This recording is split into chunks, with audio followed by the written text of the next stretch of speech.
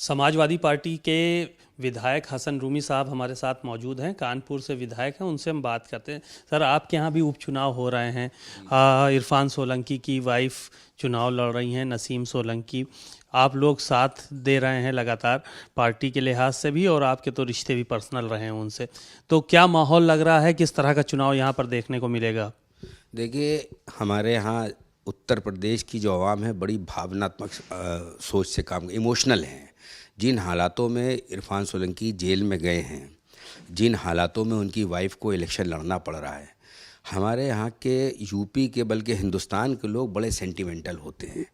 उस हालात को इस तरीके से मैंने तो ग्रास रूट पे देखा, ज़मीन पे जाके देखा कि जो भारतीय जनता पार्टी के मानने वाले थे, जो बीजेपी को वोट करते थे लोग, उन लोग समाजवादी पार्टी को इस बार वोट करने के इरादे से आ गए हैं और इरफान सोलंकी की पत्नी को इतना हम्बल ले रहे हैं, इतना ज़्यादा सेंटिमेंट के साथ ले रहे हैं कि न सिर्फ वो वोट कर रहे हैं बल्कि उन लोगों ने कहा कि चाहे कुछ भी हो जाए, हम भारतीय जनता पार्टी के कैंडिडेट को नहीं जीतने देंगे, क्योंकि ये इलेक्शन हमारे ऊपर थोपा गया है।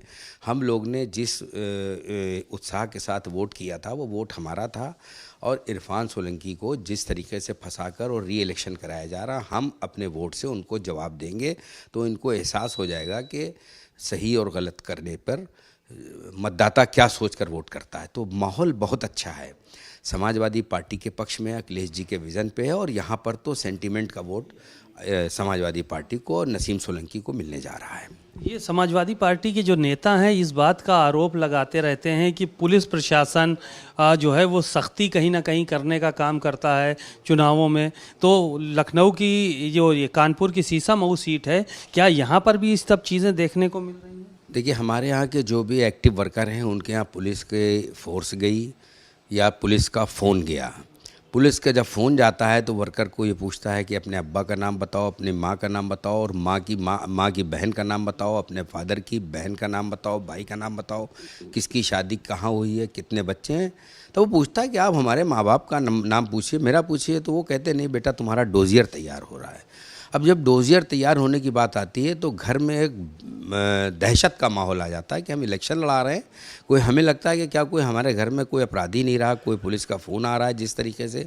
तो कहीं ना कहीं ये समाजवादी पार्टी ही नहीं, कानपुर में हर दल के लोगों में ये इनके ख़िलाफ़ ये माहौल बना हुआ है कि ये सत्ता के और सरकार के इशारे पर, दबाव में ये काम अगर कर रहे हैं तो मतदाता चुप नहीं बैठेगा। मतदाता बिल्कुल तैयार है, वो वोट करेगा, और वो वोट न सिर्फ समाजवादी पार्टी के मतदाता करेंगे बल्कि दूसरे दलों के वोटरों पर भी इसका नकारात्मक प्रभाव पड़ रहा है। मैं बड़ी जिम्मेदारी से कह रहा हूँ, ये लोग जिसको अपना समझ रहे हैं, इनकी इतनी सख्ती अपनों को भी पराया बनाई जा रही है। और वो हमारे साथ आ रहे हैं लोग, और हमारे साथ कानपुर के अंदर पूरी एक लहर है समाजवादी पार्टी की, और नसीम सोलंकी के प्रति बड़ी बड़ी हमदर्दी है, क्योंकि जिस तरीके से उसके छोटे छोटे बच्चे उनके हैं, उनके घर में वो हमेशा गृहिणी के रूप में काम करती थी।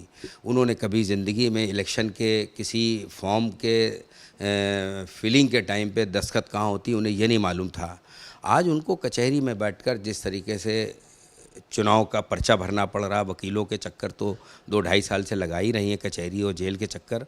तो उनके साथ जिस तरीके का माहौल आया है, उस माहौल से हर गृहिणी, हम समझते हैं हमारे यहाँ की जितनी बहनें हैं, जितनी माएँ हैं, उन पर इसका असर पड़ा है, और उन्होंने भी ये ठान लिया है कि हम अपनी बहन को वोट करेंगे और समाजवादी पार्टी को वोट करेंगे। और इस तरीके की सख्ती और नकारात्मक राजनीति पर हम विश्वास नहीं करते। यहाँ के मतदाताओं ने मन बना लिया है। भारतीय जनता पार्टी ने 7 टिकट घोषित किए हैं, लेकिन सीसा मऊ के अभी टिकट घोषित नहीं किया, यहाँ पर प्रत्याशी नहीं उतारा है। इसके पीछे क्या वजह मानते हैं कानपुर की पॉलिटिक्स को, क्योंकि करीब से आप देख रहे हैं, यहाँ पे क्या वजह है कि इतना सोचना और विचारना पड़ रहा है भारतीय जनता पार्टी को टिकट घोषित करने में? देखिए, अभी अभी आपके सामने हम बैठे थे तो एकदम से लिस्ट आई और 7 कैंडिडेट डिक्लेयर हुए। हमें तो ये उम्मीद थी कि इनके पास कैंडिडेट नहीं है, और जब कैंडिडेट नहीं होता तो इन लोगों ने थर्मामीटर लगाया कि किस में कितना करंट है और देखें कहाँ से कौन आ रहा है। तो थर्मामीटर में टेम्परेचर नहीं बढ़ पा रहा है इनके कैंडिडेट को कैंडिडेचर में बदलने का। तो जिस कैंडिडेट के बारे में इन्होंने सोचा था उस कैंडिडेट में वो करंट नहीं है कि हमसे लड़ पाए, और जब हमसे लड़ पाने वाला कोई कैंडिडेट नहीं मिलेगा तो फिर इनको मजबूरी में 24 घंटे पहले कोई घोषित करना पड़ेगा। वो तो कोरम पूरा करना है, कैंडिडेट कोई भी आएगा, चुनाव एक तरफा है, कैंडिडेट को भी मालूम है। और जो कैंडिडेट मजबूत कैंडिडेट हैं उन लोग भी घबरा रहे हैं चुनाव से, क्योंकि उन लोग इसलिए घबरा रहे हैं, उन्हें मालूम है कि ये थोपे हुए चुनाव में जनता की लहर समाजवादी पार्टी और नसीम सोलंकी के साथ है। तो इसलिए कहीं पर भी कैंडिडेट इनको ये तो बता दिया, इन्होंने खुद ही बता दिया। 7 कैंडिडेट जब इन्होंने डिक्लेयर किए तो जीत हमारी वहीं से शुरुआत हो गई जीत की, और वोटरों में एक अच्छा मैसेज जा रहा, लगातार हम लोग जाते हैं। सारे वोटर कह रहे हैं कि आप आए चाहे ना आए, चुनाव समाजवादी पार्टी की सीसमो विधानसभा की जनता लड़ रही है, और एक एक वोटर ने इस चुनाव को अपनी जिम्मेदारी पे ले लिया है। और उन्होंने ये तय कर लिया है कि कोई बूथ कमेटी का आदमी आए, कोई वर्कर आए, चाहे नसीम सोलंकी आए चाहे ना आए, हमें वोट करना है। और हमें वोट करना है, जुल्म और ज़्यादती के ख़िलाफ़ वोट करना है। तो जुल्म और ज़्यादती का बदला समाजवादी पार्टी के पक्ष में आ रहा है, उनके ख़िलाफ़ वोट करने का। और समाजवादी पार्टी की कैंडिडेट नसीम सोलंकी हैं, और नसीम सोलंकी के प्रति एक एक गृहिणी का, एक एक महिला का, एक आत्मीयता का जुड़ाव हो गया है। और हम तो देखते हैं कि जिस तरीके से हमारी बहुसंख्यक समाज की बहनें जिस तरीके से हाथों हाथ ले रही हैं, अपने गले लगा रही हैं, अपने घर में बिठा रही हैं, चाय पिला रही हैं, नाश्ता करा रही हैं, और कह रही हैं कि बहन तो हमारे यहाँ ना आना, हम वोट तुम्हें करेंगे। हम लोग किसी भी कुछ भी हो, पहले हमने ज़रूर भाजपा को किया होगा वोट, लेकिन अब हम भाजपा को वोट नहीं करेंगे। माहौल बहुत अच्छा, और हम चुनाव एक तरफा जीत रहे हैं। अच्छा, ये बताइए कि आप लोगों ने ऐलान कर दिया कि 9 सीटों पर लड़ेंगे, कांग्रेस को सीट क्यों नहीं दी भाई आप लोगों ने?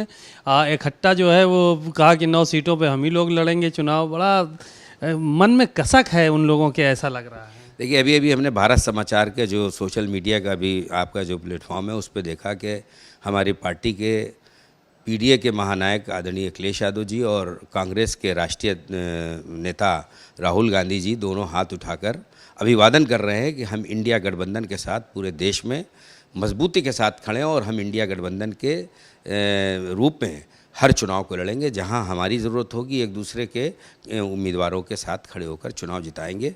हमारे गठबंधन में किसी तरीके का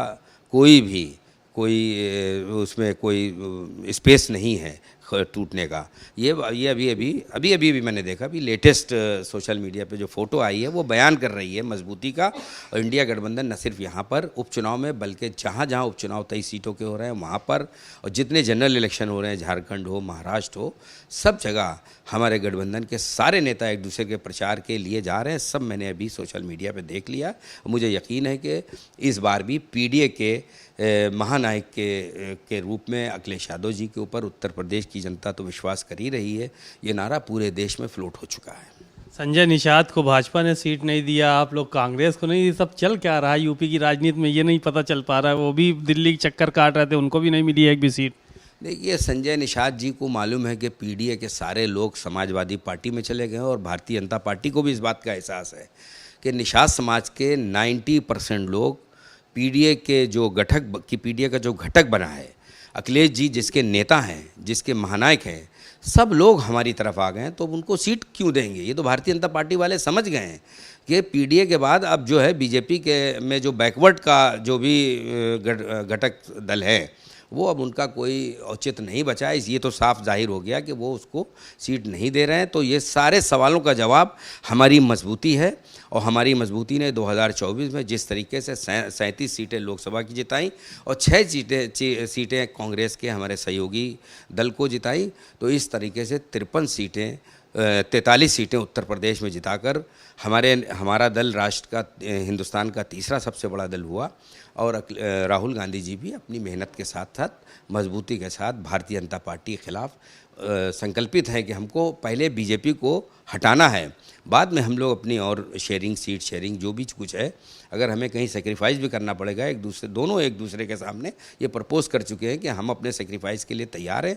जहाँ जो आदमी जिसको हरा सकता है बीजेपी को, वो आदमी यहाँ चुनाव लड़ेगा, वो दल चुनाव लड़ेगा। तो इसलिए हम बहुत आश्वस्त हैं कि भारतीय जनता पार्टी को उखाड़ फेंकने में पीडीए बड़ी मजबूती के साथ लगा हुआ है। शुक्रिया। कानपुर से हसन रूमी साहब हैं, विधायक हैं समाजवादी पार्टी से, और उन्होंने बहुत ही स्पष्ट तौर पर कहा कि एक उद्देश्य है इंडिया गठबंधन का कि बीजेपी को हराना है, और उसके लिए जो भी साथ में दल थे वो पूरी तरह से हमारे साथ हैं। कैमरामैन पंकज निगम के साथ सीमा नकवी, भारत समाचार, कानपुर।